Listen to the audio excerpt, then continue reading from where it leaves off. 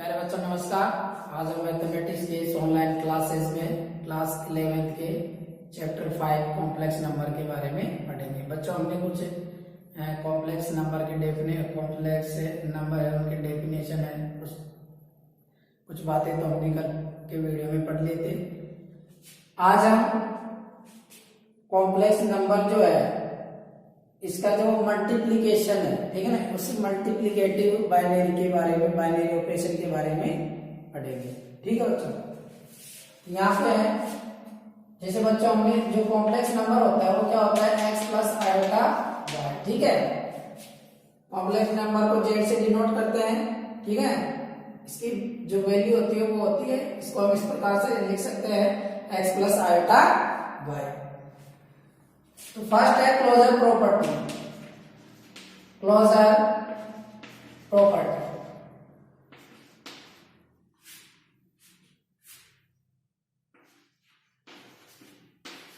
और मल्टीप्लिकेटिव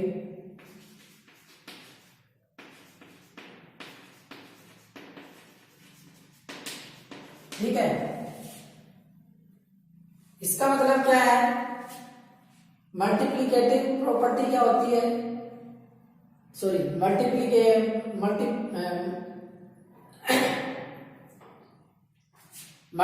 के लिए क्लोजर प्रॉपर्टी क्या होती है बच्चों, कोई भी दो कॉम्प्लेक्स नंबर हुआ है, ठीक है, यदि उनको मल्टीप्लाई करें तो उनका जो मल्टीप्लिकेशन है वो भी क्या होना चाहिए, कॉम्प्लेक्स नंबर होना चाहिए।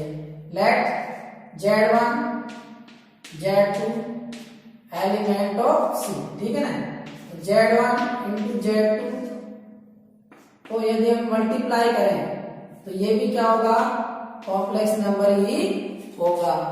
समझ में आए बच्चों, इनका मल्टीप्लिकेशन मैंने पिछले वीडियो लेक्चर में बताया था, तो वहां से आप देख सकते हैं। इसके बाद आता है commutative law.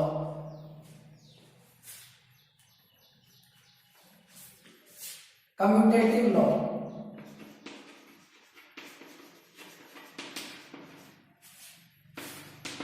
Z1 Z2 element of C, ठीक है, यदि हम Z1 को Z2 से मल्टीप्लाई करें और Z2 को Z1 से मल्टीप्लाई करें, ठीक है, तो इनका जो वैल्यू आएगी वो दोनों इक्वल आएगी।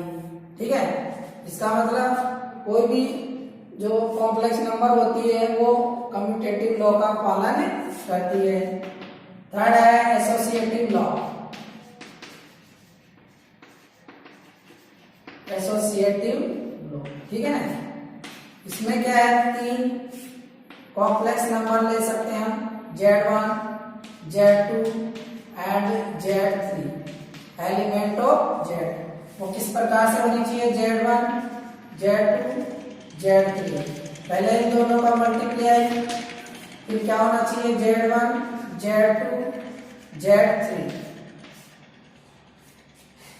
यानी इन दोनों का मल्टीप्लाई Z1 से करेंगे, ठीक है ना, जो वैल्यू आएगी वो Z1 इंटू Z2 और फिर Z3 से मल्टीप्लाई करने पर दोनों की वैल्यू सेम आनी चाहिए, तब तो वो क्या होगी, सेम आती है, इसमें कॉम्प्लेक्स नंबर में, ठीक है ना, इसलिए ये एसोसिएटिव प्रॉपर्टी का पालन करती है।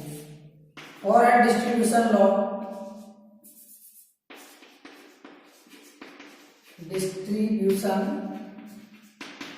प्रॉपर्टी, ठीक है, यहां पर क्या है, ये प्रॉपर्टी जैसे Z1 है Z2 प्लस Z3, तो ये क्या होगा, और Z1 Z2 plus Z1 Z3, इसको हम इस प्रकार से भी लिख सकते हैं, यानी इनका मल्टीप्लाई इनके मल्टीप्लाई प्लस के बराबर। अब आता है बच्चों कॉन्जुगेट।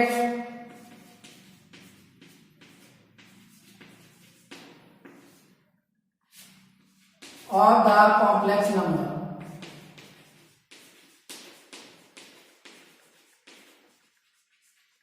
ये क्या होता है बच्चों, हमारे पास जो कॉम्प्लेक्स नंबर होता है उसको इस प्रकार से डिनोट करते हैं, Z equal to x plus iota y. ठीक है, इसका कॉन्जुगेट क्या होगा, कॉन्जुगेट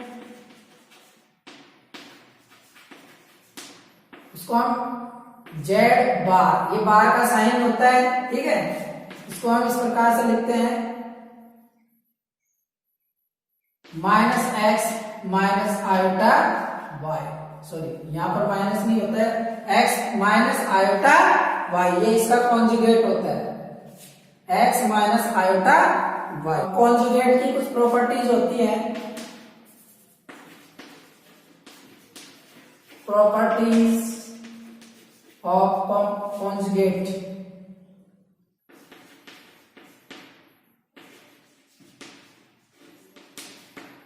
क्या होगी,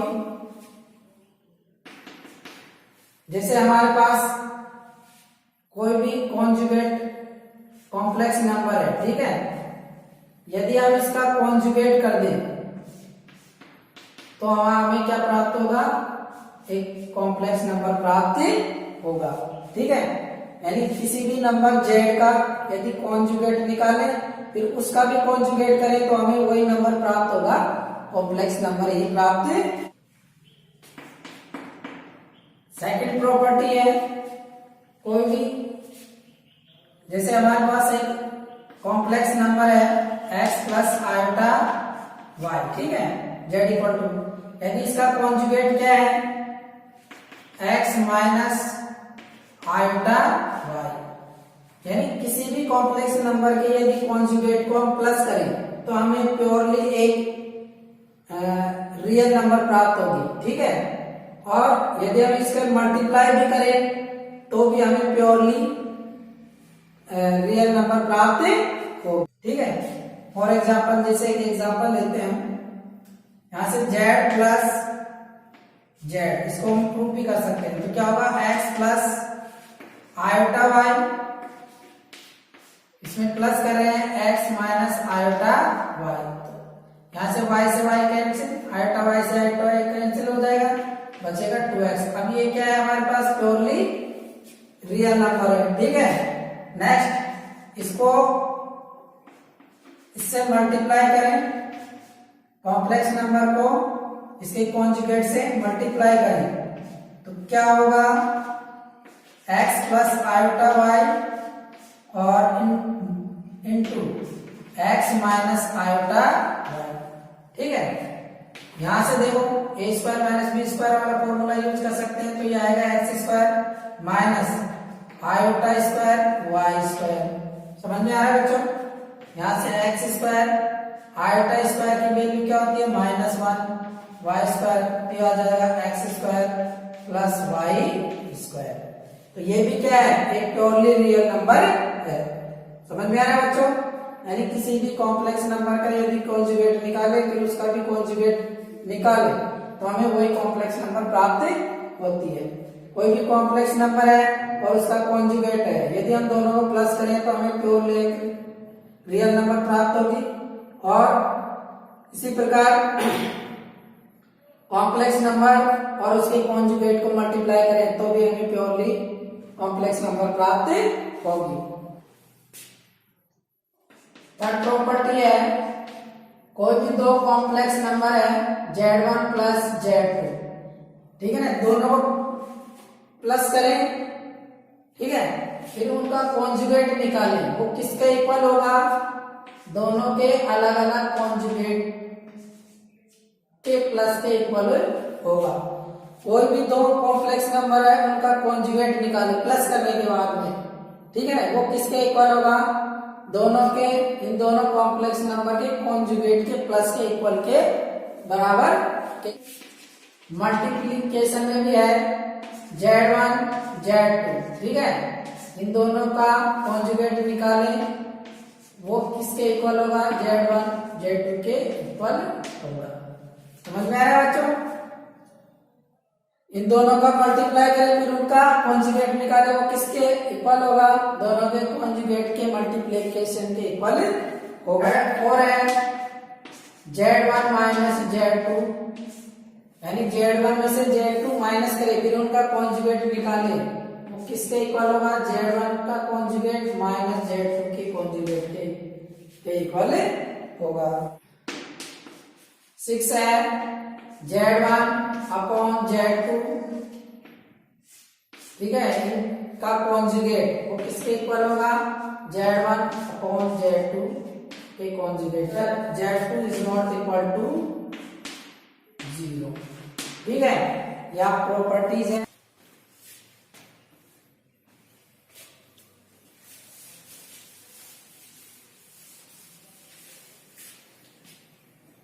अब हम कॉम्प्लेक्स नंबर का एडिटिव इनवर्स निकालते हैं।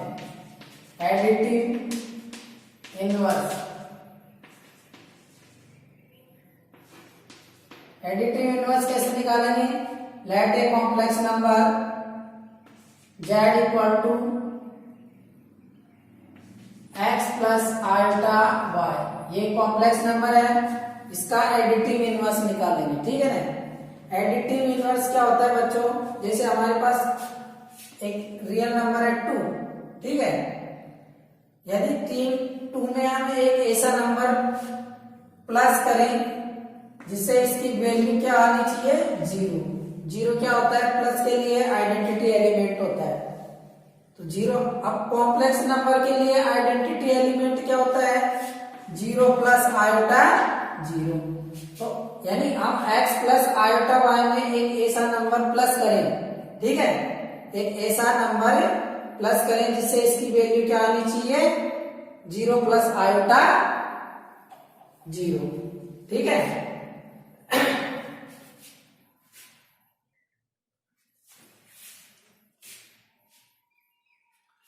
ये हमारे पास कॉम्प्लेक्स नंबर है एंड आइडेंटिटी एलिमेंट क्या होगा,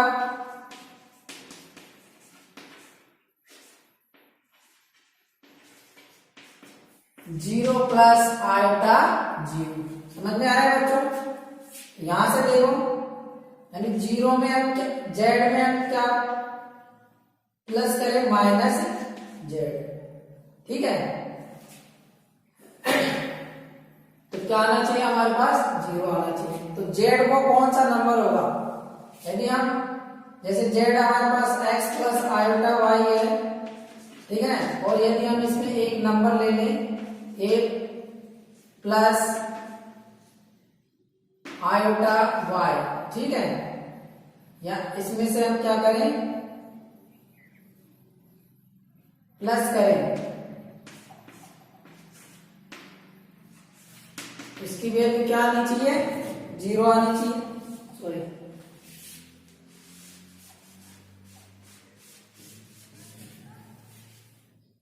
यानी इसका इनवर्स हम इसमें प्लस करें तो क्या आनी चाहिए, यदि हम इसका इनवर्स ये मान लें a प्लस बी, ठीक है,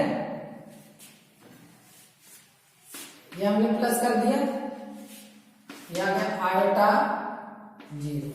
समझ में आया बच्चों, इसका एडिटिव इनवर्स निकालना है। एडिटिव इनवर्स कैसे निकालेंगे, यानी जैसे हमारे पास 2 है, तो 2 में हम ऐसा नंबर प्लस करेंगे जिससे इसकी वैल्यू क्या आनी चाहिए, 0। तो हमने भी, हमारे पास एक कॉम्प्लेक्स नंबर है, इस कॉम्प्लेक्स नंबर में हमने एक मान लिया ये नंबर है, जो इस नंबर को इसमें प्लस करने पर हमारे पास क्या आ रहा है, आइडेंटिटी एलिमेंट आ रहा है। ठीक है, अब इसको सिंप्लीफाई करते हैं, तो यहाँ पर हमारे पास जो x प्लस a है वो रियल पार्ट है, और आयोटा y प्लस b ये इमेजिनरी पार्ट है, तो 0 इक्वल आयोटा। ठीक है, अब यहाँ से हमारे पास 2 पार्ट हो गए इसके, एक रियल पार्ट है और एक इमेजिनरी पार्ट है। अब हम रियल पार्ट के इक्वल रियल पार्ट को रखेंगे, इमेजिनरी पार्ट के इक्वल इमेजिनरी पार्ट रखेंगे, तो x plus a equal to क्या होगा, क्या होगा बच्चों, यहां से 0, and y plus b equal to क्या होगा, 0। ठीक है, यहां से x की वैल्यू क्या आ रही है, 0 माइनस a, y की वैल्यू क्या आ रही है, माइनस b। ठीक है, अब यहां से चाहो तो यहां पर इसकी वैल्यू रखो x प्लस आयोटा y, तो इस ये जो नंबर है हमारे पास, ठीक है, x प्लस आयोटा y, तो इसका जो इनवर्स होगा वो क्या होगा, माइनस a की जगह क्या रख दो, माइनस a, और b की जगह रखेंगे माइनस बी। ठीक है, यहां से हम कॉमन लेंगे तो क्या हो जाएगा ये माइनस ए प्लस आयोटा बी। तो ये इसका क्या होगा इनवर्स होगा, ये एडिटिव इनवर्स होगा।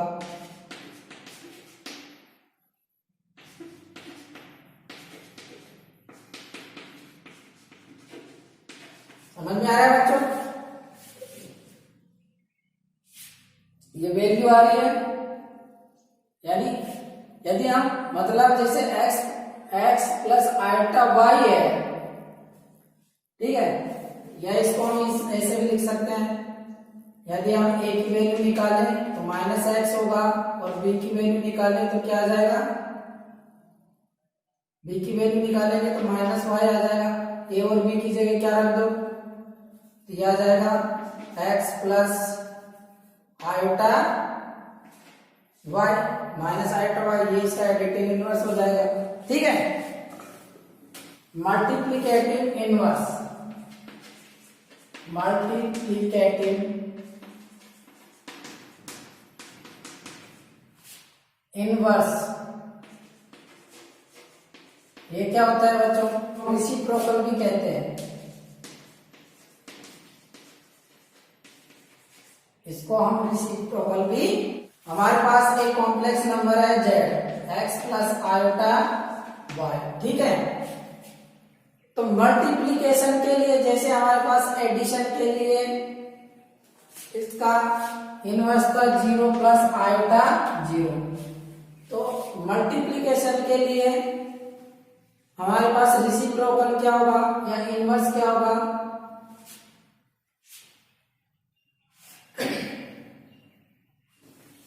या इसका जो इनवर्स होगा। अब ये कैसे निकालेंगे इसका इनवर्स?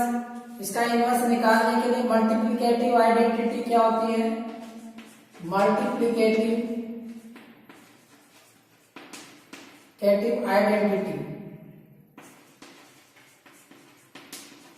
प्लस के लिए क्या होती है बच्चों 1 प्लस आयोटा 0। ठीक है, अब हमें इसका इनवर्स निकालने के लिए हमें ऐसे नंबर को मल्टीप्लाई करना पड़ेगा जिससे इसकी आइडेंटिटी है। ठीक है बच्चों,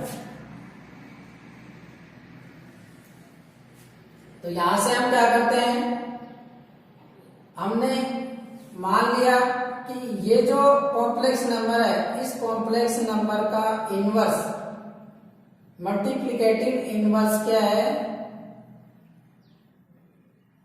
लेट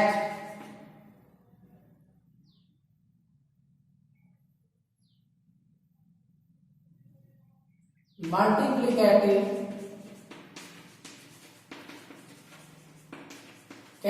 इनवर्स क्या है a प्लस आयोटा b, ये हमने मान लिया। इसका मतलब अब इस नंबर को और इस नंबर को मल्टीप्लाई करने पर क्या आना चाहिए हमारे पास 1 प्लस आयोटा 0 आना चाहिए। Now x plus iota y multiply a plus iota b equal to 1 plus iota 0। ठीक है, इसको इससे मल्टीप्लाई करते हैं तो ये आ जाएगा हमारे पास, इसको इससे मल्टीप्लाई करेंगे X A plus iota x B plus इसको इससे करेंगे आयोटा वाई ए प्लस या फिर माइनस हो जाएगा, इसको इसको मल्टीप्लाई करेंगे आयोटा स्क्वायर की वैल्यू क्या होगी माइनस वाई बी। ठीक है, equal to 1 plus iota b. इसको सिंप्लीफाई करते हैं x a minus y b. ठीक है, यहां से आयोटा कॉमन लेंगे, iota x B plus y a equal to 1 plus iota 0। इसका इमेजिनरी पार्ट और रियल पार्ट अलग अलग इक्वल रखते हैं तो x a minus y b equal to 1 होगा, x B plus y a equal to 0। समझ में आ रहा है बच्चों?